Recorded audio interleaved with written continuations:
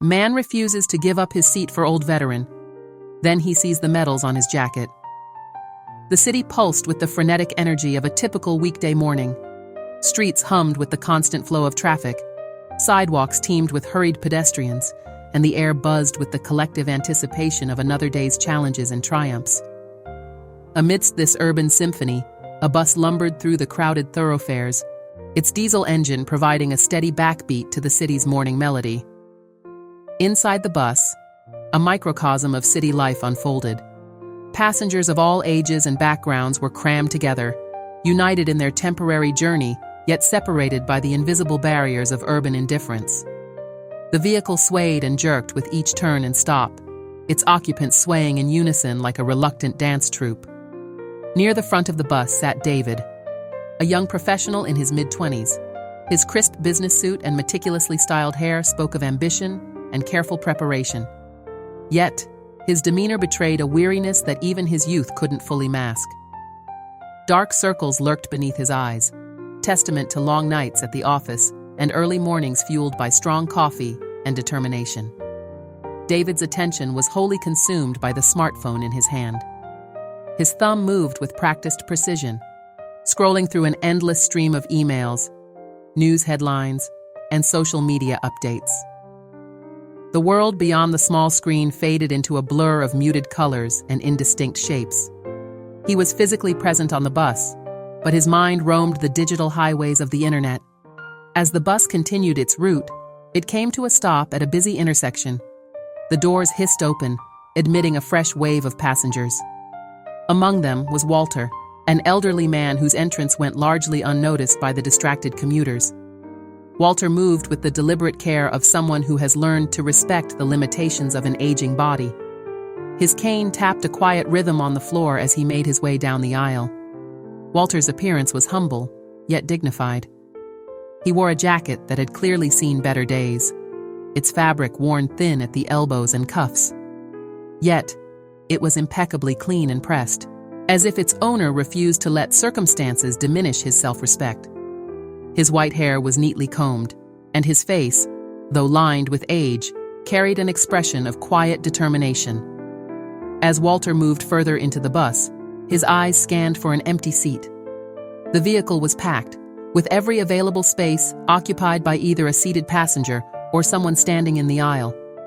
A few people glanced up at Walter, their eyes briefly registering his presence before quickly darting away, avoiding the unspoken question in the old man's searching gaze. David remained oblivious to Walter's arrival, his attention still firmly fixed on his phone. He was lost in a world of quarterly reports and project deadlines, his mind already at the office despite his body still being on the bus. The week had been long and grueling, each day bleeding into the next in a blur of meetings, presentations, and late-night strategy sessions. He felt the weight of expectations, both his own and others, pressing down on him, driving him to push harder, work longer, climb higher. As the bus lurched forward, continuing its journey through the morning traffic, Walter found himself standing directly in front of David's seat. The old man's hand gripped the overhead rail tightly, his knuckles white with the effort of maintaining his balance. The cane in his other hand tapped against the floor with each sway and jolt of the bus, a quiet counterpoint to the rumble of the engine and the murmur of conversation around him. The other passengers on the bus formed a diverse tapestry of urban life. A group of teenagers near the back laughed and joked, their exuberance a stark contrast to the tired resignation of the adults around them. A mother cradled a sleeping infant, her eyes heavy with exhaustion, but softened by love. Business professionals like David tapped away at phones and tablets, their faces set in masks of serious concentration. And scattered throughout were people like Walter, senior citizens navigating a world that often seemed to move too fast for comfort. As the journey continued, the atmosphere on the bus grew increasingly tense. The unspoken social contract of public transportation, that the young and able-bodied should yield their seats to those in greater need, hung in the air, acknowledged but unfulfilled. Glances were exchanged, eyebrows raised, but no one seemed willing to be the first to act. A woman standing near Walter offered him a sympathetic smile, but made no move to intervene. She clutched her handbag close, her own fatigue evident in the slump of her shoulders. In her mind, she justified her inaction. Surely someone else would offer their seat, someone with more energy to spare, someone closer to the old man. The bus continued its route, stopping periodically to exchange passengers. With each stop, there was a momentary shuffling, a rearrangement of bodies and belongings. Yet through it all, Walter remained standing, and David remained seated. The physical proximity of the two men, belying the vast distance between their worlds in that moment. As the morning wore on, the city outside the bus windows transformed. The residential areas gave way to commercial districts, sleepy neighborhoods replaced by gleaming office towers and bustling shopping centers. The changing scenery mirrored the shifting energy inside the bus, as passengers began to mentally prepare for the day ahead, shoulders squaring and jaws setting with determination. Through it all, David remained ensconced in his digital cocoon, unaware of the silent drama unfolding around him. His fingers flew over the screen of his phone, composing emails, checking calendars, and reviewing documents. In his mind, he was already navigating the challenges of his workday, strategizing and problem-solving with single-minded focus. Little did David know that this ordinary morning commute was about to become a pivotal moment in his life, a seemingly mundane journey that would challenge his perceptions and leave an indelible mark on his character. As the bus continued its inexorable progress through the awakening city, the stage was set for a confrontation, not of violence or anger, but of values and empathy that would ripple through the lives of all involved. The bus lurched forward suddenly, navigating through a particularly congested intersection. The unexpected movement sent a ripple of imbalance through the standing passengers, like a wave passing through a field of wheat. Walter, caught off guard by the abrupt motion, stumbled slightly. His cane skittered across the floor, and for a heart-stopping moment, it seemed as though he might fall. With the instinctive grace of someone who has weathered many storms, Walter managed to catch himself on a nearby pole. His weathered hands gripped the cold metal tightly, knuckles whitening with the effort. A soft grunt escaped his lips, barely audible above the rumble of the bus engine, but it spoke volumes about the strain this simple act of standing was placing on his aging body. The near fall did not go unnoticed by the other passengers. A collective intake of breath swept through the bus, followed by a palpable wave of discomfort. Eyes that had been studiously avoiding Walter now darted towards him, then away again just as quickly. The air grew thick with unspoken words and suppressed guilt. A young woman standing near Walter, her arms full of textbooks, bit her lip in indecision. She shifted her weight from one foot to the other, clearly torn between the desire to help and the fear of drawing attention to herself. In the end, she settled for offering Walter a sympathetic smile, her eyes conveying an apology she couldn't bring herself to voice. Across the aisle, an older gentleman in a well-worn suit glanced up from his newspaper. His eyes met Walter's for a brief moment, a flash of recognition passing between them. Two men of a similar generation, facing the indignities of age in a world that often seemed to have no time for them. The man's hand twitched, as if he might offer his seat, but then he looked down again, burying himself once more in the day's headlines. Near the back of the bus, a group of teenagers who had been engrossed in their own conversation fell silent. They looked at Walter, then at each other, a wordless debate playing out in their expressions. One boy half rose from his seat, but a warning look from his friends made him sink back down. The weight of peer pressure proved heavier than the call of conscience. Throughout all of this, David remained oblivious, his attention still wholly consumed by his smartphone. His fingers danced across the screen, composing emails and checking stock prices with practiced efficiency. The world beyond his digital display might as well have ceased to exist. He was an island of focused productivity in a sea of mounting social tension. As the minutes ticked by, the atmosphere on the bus grew increasingly strained. The unspoken social contract that usually governed these shared spaces, a delicate balance of courtesy and self-interest, was being tested to its limits. Each passenger who remained seated seemed to be waiting for someone else to make the first move, to be the one to break the uncomfortable stalemate. Whispered conversations began to break out among the standing passengers. "Can you believe no one's offered him a seat?" one woman murmured to her companion. Her friend nodded in agreement, adding, "Especially that young man there. Doesn't even look up from his phone." The disapproving glances towards David grew more frequent and less subtle. He had become the unwitting focal point of the collective guilt, a convenient target for the moral discomfort that permeated the bus. Yet he remained blissfully unaware, cocooned in his digital world of emails and spreadsheets. Walter, for his part, maintained a stoic silence. His face remained impassive, betraying neither discomfort nor resentment. There was a quiet dignity in his bearing, a resilience that spoke of a life lived through far greater hardships than a lack of seating on a crowded bus. Yet the strain was visible in the tightness of his jaw, the slight tremor in his hands as they gripped his cane. As the bus navigated through the busy city streets, the tension continued to build. Each stop brought a momentary hope of resolution. Perhaps someone would disembark, freeing up a seat, or a new passenger would board who would immediately offer their place to Walter. But with each passing stop, the situation remained unchanged, and the collective discomfort grew. The regular rhythm of city life outside the bus windows stood in stark contrast to the charged atmosphere within. Pedestrians hurried along sidewalks, cars jockeyed for position at traffic lights, and the great machinery of urban commerce hummed along, oblivious to the small drama playing out inside the public transit vehicle. Finally, the mounting tension reached a breaking point. From the back of the bus, a voice cut through the low murmur of conversation and the rumble of the engine. It belonged to an elderly woman, her tone sharp with indignation and tinged with the authority that often comes with age. "Young man," she called out, her voice carrying clearly to the front of the bus, "shouldn't you offer your seat to someone who needs it?" The words hung in the air like a thunderclap, shattering the uneasy quiet that had settled over the bus.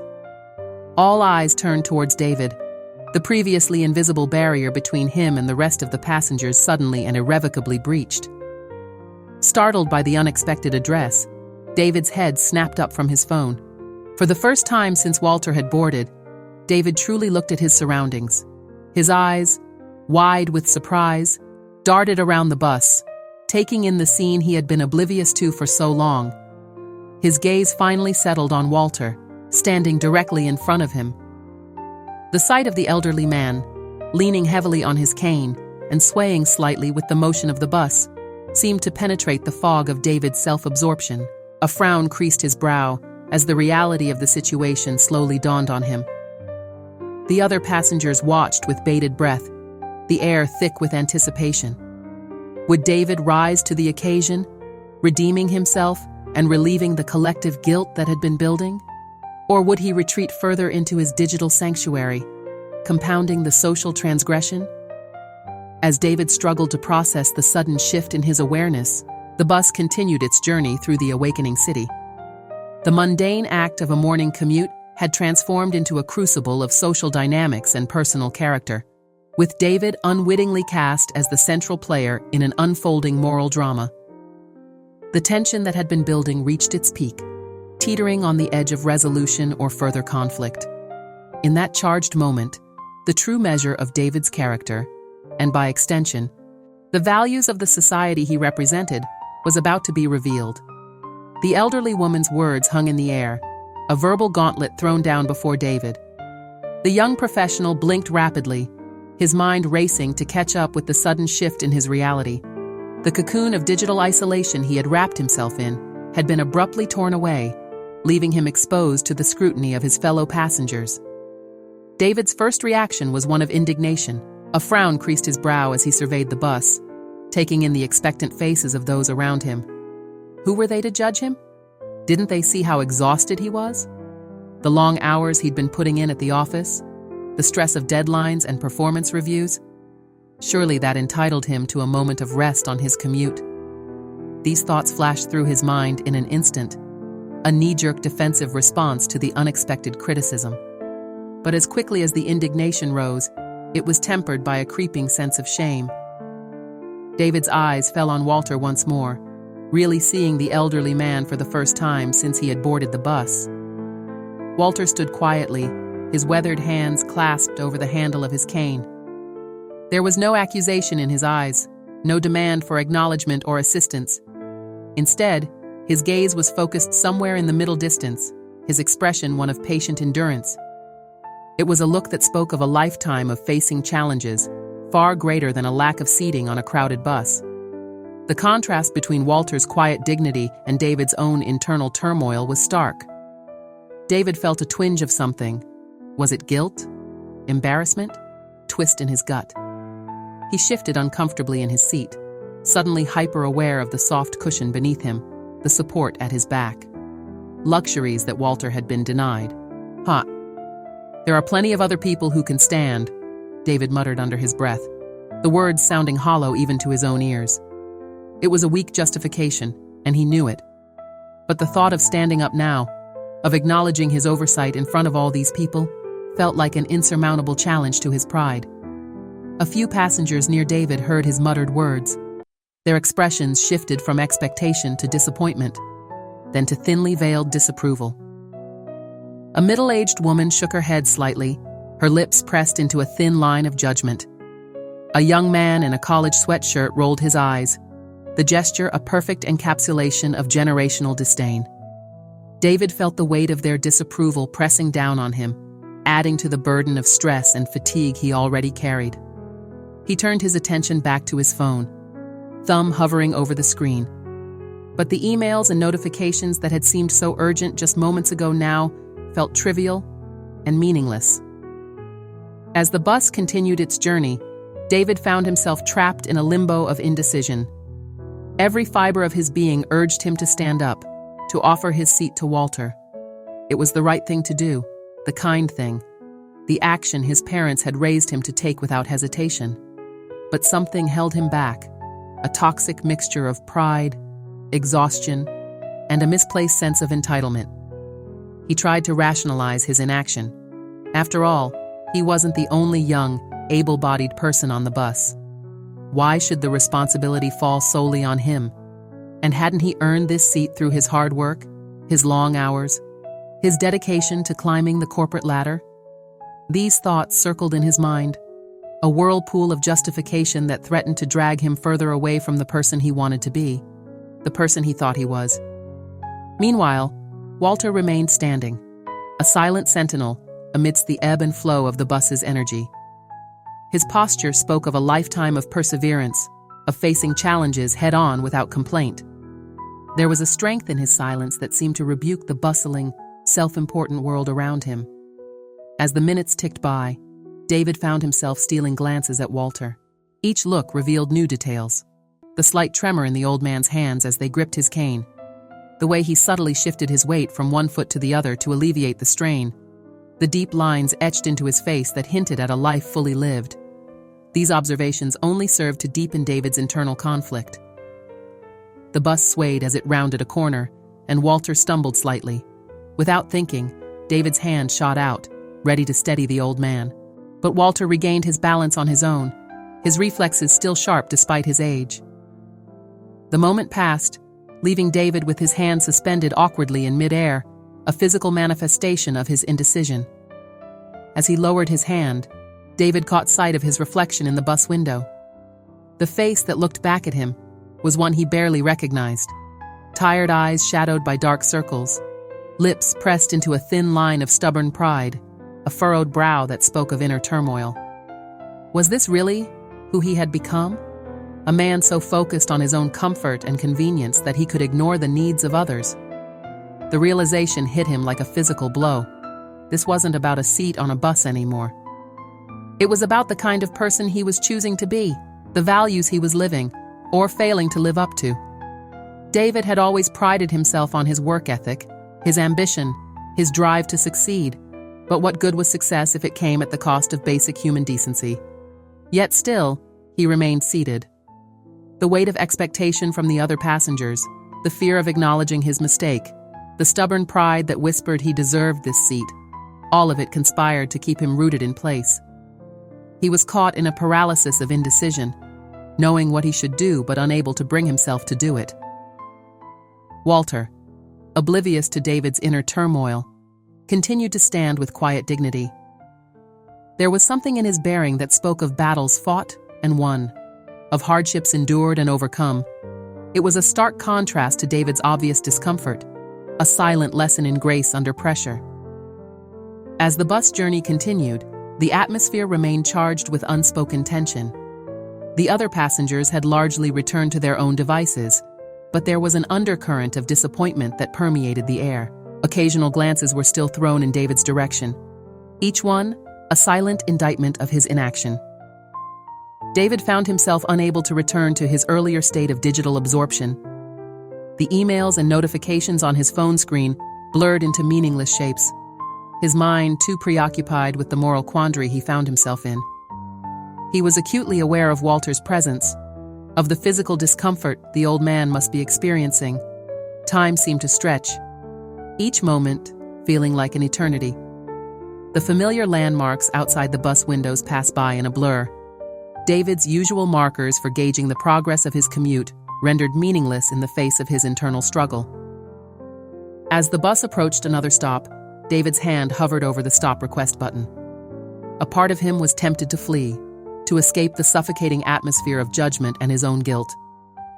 But something kept him in his seat, a mix of shame at the thought of running away and a growing resolve to face the consequences of his actions, or lack thereof. The doors opened and closed, passengers departed and new ones boarded, but the essential tableau remained unchanged. Walter standing, David seated, the unspoken question of common decency hanging in the air between them. In that moment, as David wrestled with his conscience, he was unaware that the true test of his character was yet to come. The simple act of offering a seat was about to evolve into a profound lesson in respect, sacrifice, and the unexpected ways in which our actions can impact others. The journey that had started as an ordinary commute was far from over, and its most significant revelations were still to unfold. The bus continued its journey through the bustling city.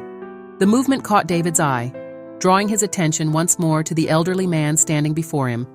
It was in this moment, as Walter steadied himself, that something on the old man's jacket caught the light, momentarily dazzling David.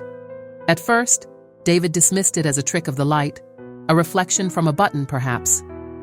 But as his eyes focused, he realized that what he was seeing was far more significant. There, neatly arranged on Walter's chest, was a row of medals. The sight was so unexpected that David found himself staring, his earlier discomfort momentarily forgotten in the face of this new discovery. The medals were small, unobtrusive even, but their presence transformed Walter's humble appearance. Each one told a story, a chapter in a life that David suddenly realized was far richer and more complex than he had initially assumed. The colors and shapes of the medals hinted at different campaigns, different acts of service and bravery that David could only begin to imagine. As his eyes traveled along the row of medals, one in particular stood out. Its silver star gleamed softly in the morning light, a beacon that drew David's attention and held it. He recognized it from documentaries he had seen, from history books he had read in school. The Silver Star, one of the highest military decorations awarded for valor in combat. The realization hit David like a physical blow. The elderly man he had been ignoring, the person he had dismissed as just another commuter, was a war hero. Someone who had put his life on the line in service to his country, who had faced dangers David could scarcely imagine. The shame that had been simmering within David suddenly boiled over, filling him with a sense of self-disgust so intense it was almost painful. In that moment, David saw Walter in a completely new light. The lines on the old man's face were no longer just signs of age, but markers of experiences lived, hardships endured, and battles fought, both literal and metaphorical. The way Walter held himself, with quiet dignity and resilience, spoke of a strength that went far beyond the physical. David's mind raced, trying to reconcile this new information with his earlier behavior. How could he have been so blind, so self-absorbed? The long hours he had been working, the stress he had been under, all of it seemed trivial in comparison to what Walter must have endured. The seat David had been so reluctant to give up now felt like a burning indictment of his own selfishness. As he continued to stare at the medals, David's imagination began to fill in the blanks of Walter's story. He pictured a young man, not much older than himself, facing unimaginable dangers in a foreign land. He imagined the courage it must have taken to put oneself in harm's way for the sake of others, for ideals larger than oneself. The contrast between that image and his own recent behavior made David wince inwardly. The silver star in particular held David's attention. He knew enough about military decorations to understand the significance of such an award. It spoke of a moment of extraordinary bravery, a time when Walter had gone above and beyond the call of duty. What had he done to earn such an honor? What act of heroism did that small silver emblem represent? As these thoughts swirled in David's mind, he became aware of a shift in his perspective. The bus, the other passengers, even his own concerns about work and status, all of it receded into the background. In that moment, the only thing that mattered was the man standing before him, a living testament to sacrifice and service. David's earlier rationalizations for keeping his seat now seemed not just weak, but utterly reprehensible. How could he have ever thought that his temporary comfort was more important than showing respect to someone who had given so much? The realization of his own pettiness in the face of Walter's quiet heroism was a harsh but necessary wake-up call. As he continued to gaze at the medals, of the debt owed by those who enjoyed the freedom secured through the actions of people like Walter, David suddenly felt very small, very young, and very, very foolish. As the bus continued its journey, David found himself unable to look away from Walter and his medals. Each glint of metal, each flash of color, seemed to drive home the lesson he was learning. It wasn't just about offering a seat anymore. It was about respect, about acknowledging the contributions of others, about looking beyond one's own immediate concerns to see the larger picture. In that moment, as the reality of Walter's past and the magnitude of David's oversight sank in, the young professional felt something shift within him. The person he had been when he boarded the bus, self-absorbed, focused solely on his own comfort and convenience, seemed like a stranger now. In its place was a growing resolve, a determination to be better, to live up to the example of selflessness and courage that stood silently before him. Little did David know that this realization was just the beginning. The true test of his character and the most profound lessons of this unexpectedly momentous bus ride were yet to come. As the city rolled by outside the windows, David stood on the precipice of a transformation, one that would challenge his perceptions and leave an indelible mark on his understanding of respect, sacrifice, and the unexpected ways our paths intersect with those of others. The revelation of Walter's medals had shattered David's worldview, leaving him reeling in a maelstrom of shame, respect, and dawning understanding. As the bus continued its journey through the awakening city, David found himself unable to tear his gaze away from the elderly man standing before him. Every detail of Walter's appearance, every nuance of his bearing, now took on new significance in light of what David had learned. Walter's posture, which David had initially dismissed as the stoop of old age, now revealed itself as the stance of a man accustomed to standing tall in the face of adversity. Despite the sway and jolt of the bus, Walter maintained his balance with a grace that spoke of years of discipline and physical training. His hands, gnarled with age but still strong, gripped his cane not as a crutch, but as an extension of his own resilience. The quiet dignity that Walter exuded was palpable. There was no complaint in his expression, no demand for recognition or assistance. He simply stood, patient and composed, a living monument to service and sacrifice. The contrast between Walter's silent strength and David's earlier petty concerns was stark, a gulf that seemed to widen with each passing moment. As David observed Walter more closely, he began to notice other details that he had overlooked in his earlier self-absorption. The way Walter's eyes, though lined with age, remained alert and aware, scanning his surroundings with the habitual vigilance of someone who had learned the hard way to always be prepared.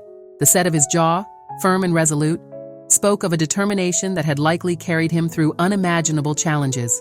David's mind raced, trying to imagine the experiences that lay behind those medals. What battles had Walter fought? What horrors had he witnessed? What acts of bravery had earned him the silver star that gleamed on his chest? Each question that arose in David's mind only served to deepen his sense of shame at his own behavior. The long hours David had been working, the stress he had been under, the ambitions he had been pursuing. All of it seemed so small, so insignificant in comparison to what Walter must have endured. David thought back to his own challenges, the projects at work that had seemed so crucial, the deadlines that had consumed his every waking moment. Now, in the face of Walter's quiet heroism, those concerns felt not just trivial, but almost embarrassingly self-indulgent. As the bus navigated through the morning traffic, David found himself drawing parallels between his own life and what he imagined of Walter's. He thought about the times he had felt overwhelmed at work, the moments when he had wanted to give up in the face of seemingly insurmountable challenges. How did those experiences compare to what Walter must have faced on the battlefield? The very idea made David wince inwardly.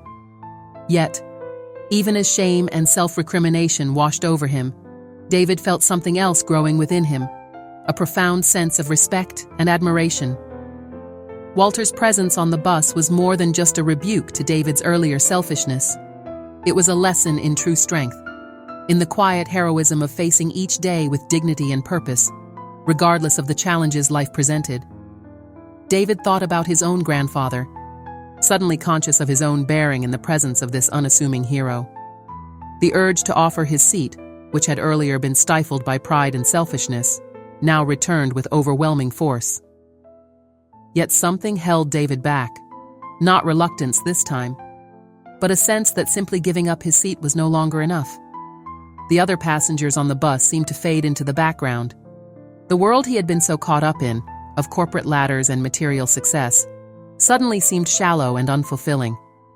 In its place was a growing awareness of the richness of human experience, of the quiet heroism that often goes unnoticed in the rush of daily life. Walter, for his part, remained seemingly oblivious to the impact he was having on the young professional seated before him.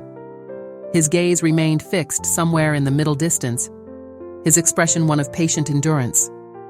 Yet there was something in his bearing, a subtle strength that seemed to radiate outward, touching everyone around him whether they were aware of it or not. As the bus approached another stop, David realized that his own stop was drawing near. The thought of simply getting off the bus, of walking away from this moment without acknowledging the profound effect Walter had had on him, was unbearable. He knew he had to act, to find some way to express the respect and gratitude that now filled him. But how? What could he possibly say or do that would adequately convey the transformation he had undergone in these few short minutes? As David grappled with these questions, he was unaware that the most significant part of this unexpected journey was yet to unfold. The true test of his character, and the most profound lesson of all, lay just ahead, waiting to be revealed in the final moments of this extraordinary commute. The internal struggle that had been raging within David reached its crescendo as the bus neared his stop. The weight of his earlier indifference, now compounded by the revelation of Walter's military service, pressed down on him with an almost physical force. In that moment, David made a decision that would alter the course of his day and perhaps his life. With a deep breath, David stood up. The sudden movement drew the attention of nearby passengers, their eyes widening in surprise and approval. But David barely noticed them. His focus was entirely on Walter, the elderly veteran who had unwittingly become the catalyst for this moment of personal reckoning. "Sir," David said, his voice quiet but clear, "please, take my seat." The words, simple as they were, seemed to hang in the air. Walter turned towards David, his eyes meeting the younger man's for the first time. There was no reproach in his gaze, no anger or frustration at having been made to stand for so long. Instead, there was a calm understanding, a wisdom that seemed to look right through David's external facade to the turmoil within. "Thank you, young man," Walter replied, his voice gravelly but warm. The old soldier moved with deliberate care, easing himself into the seat that David had vacated.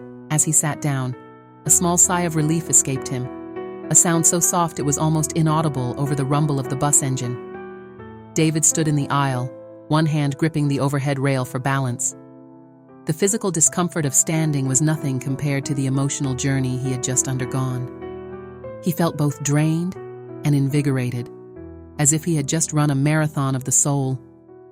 As Walter settled into the seat, David's eyes were once again drawn to the medals on the older man's chest. Each one seemed to shine a little brighter now, their significance even more profound. The silver star, in particular, caught the morning light, its gleam a reminder of the extraordinary courage it represented. The other passengers on the bus had fallen silent, the earlier atmosphere of judgment replaced by one of quiet respect. Some nodded approvingly at David, while others smiled warmly at Walter. The simple act of offering a seat had transformed the energy of the entire bus, creating a moment of shared humanity in the midst of the morning rush.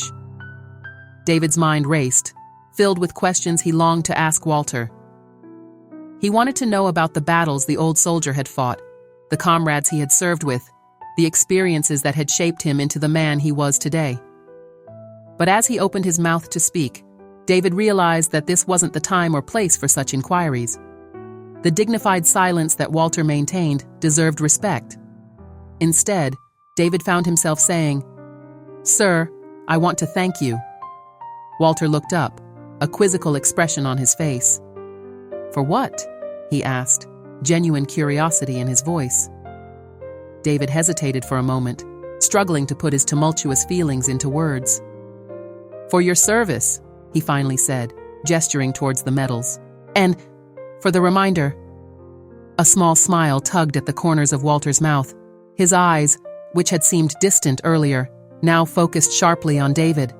There was a depth to his gaze, a wealth of experience that seemed to span lifetimes. "We all have our battles, son," he said softly, "but it's never too late to learn." Those words, spoken with such simple wisdom, struck David to his core. He realized that Walter wasn't just referring to military service or the challenges of old age. He was speaking about life itself, about the ongoing struggle to be better, to do better, to learn and grow no matter one's age or circumstances. As the bus continued its journey, David remained standing, swaying slightly with each turn and stop. But he no longer felt the physical discomfort. His mind was occupied with the profound shift in perspective he had undergone in the span of this short bus ride. He thought about his life, about the goals he had been pursuing with such single-minded determination. The corporate ladder he had been so intent on climbing suddenly seemed less important. In its place was a growing awareness of the people around him, of the countless untold stories that surrounded him every day. David glanced around the bus, really seeing his fellow passengers for the first time. The tired mother cradling her child, the construction worker with calloused hands, the student buried in a textbook. Each of them had their own struggles, their own triumphs, their own moments of quiet heroism. How many times had he overlooked them, too caught up in his own concerns to notice? As his stop approached, David felt a mix of emotions. Part of him wanted to stay on the bus, to continue this unexpected journey of self-discovery. But he knew that the real test would come in the days and weeks ahead, in how he chose to apply the lessons he had learned this morning. Just before he stepped off the bus, David turned back to Walter. The old soldier met his gaze, and in that moment, an unspoken understanding passed between them. It was more than just gratitude for a seat offered or acceptance of an apology unspoken. It was a recognition of shared humanity, of the bonds that connect us all, regardless of age or background or life experience. As David finally exited the bus, he felt as though he was stepping into a new world. The city around him looked the same buildings, the same bustling streets, but his perception of it had fundamentally changed. He walked towards his office with a new sense of purpose, not just to excel in his job, but to be more aware, more compassionate, more engaged with the world and people around him. The lesson Walter had taught him about respect, about sacrifice, about the importance of seeing beyond oneself, was one that David knew would stay with him for the rest of his life. As he navigated the morning crowd, David made a silent promise to himself and to the memory of that extraordinary bus ride, to never again be too busy or too self-absorbed to notice the quiet heroes walking among us, to always strive to be worthy of the freedoms and opportunities that others had sacrificed so much to secure. The day ahead, with its meetings and deadlines and challenges, awaited him. But David faced it with a new perspective, a new understanding of what truly mattered. The simple act of offering a seat had become a profound lesson in humanity, one that would ripple through his life in ways he was only beginning to understand. As David stepped off the bus, the crisp morning air hit his face, a stark contrast to the stuffy interior he had just left. The familiar sights and sounds of the city surrounded him, yet everything seemed different. The world hadn't changed, but David had. He paused for a moment on the sidewalk, allowing the stream of hurried commuters to flow around him. His mind was still on the bus, on Walter, on the profound shift he had experienced in such a short span of time. The weight of his laptop bag on his shoulder, once a symbol of his ambition and drive, now felt like a reminder of how narrow his focus had been. David turned, catching a final glimpse of the bus as it pulled away from the curb.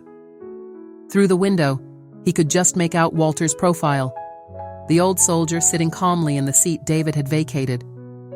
The sight stirred something in David's chest, a mix of respect, gratitude, and a newfound sense of purpose. As he began his walk to the office, David's thoughts raced. How could he carry this experience forward? How could he ensure that the lessons learned on that bus ride weren't forgotten in the hustle and bustle of daily life? He knew it would be all too easy to slip back into old habits, to let the demands of work and ambition overshadow the broader perspective he had gained. The gleaming office buildings loomed ahead, their glass and steel facades reflecting the morning sun. David had always seen them as beacons of success, markers of where he wanted to be. Now, he found himself wondering about the people inside, their stories, their struggles, their moments of quiet heroism that went unnoticed and uncelebrated. As he entered his building and rode the elevator to his floor, David made a silent vow to himself. He would strive to be more aware, more present, more engaged with the world around him. The goals he had been pursuing so single-mindedly, promotions, bonuses, status, didn't disappear, but they shifted in his mind, taking on a new context. The day progressed, filled with meetings, phone calls, and the usual flurry of emails. But David approached each interaction with a new mindset. He found himself really listening to his colleagues, noticing the signs of stress or fatigue that he might have overlooked before. In a team meeting, he made a point of acknowledging the efforts of a junior member whose contributions often went unrecognized. As lunch approached, David made an impromptu decision. Instead of eating at his desk as he usually did, he invited a few coworkers to join him at a nearby cafe. Over sandwiches and coffee, the conversation flowed, touching on topics far beyond work. David learned about a colleague's volunteer work at a local veterans' center, and another's struggles balancing career and family life. These were people he had worked alongside for months, yet he felt like he was truly getting to know them for the first time.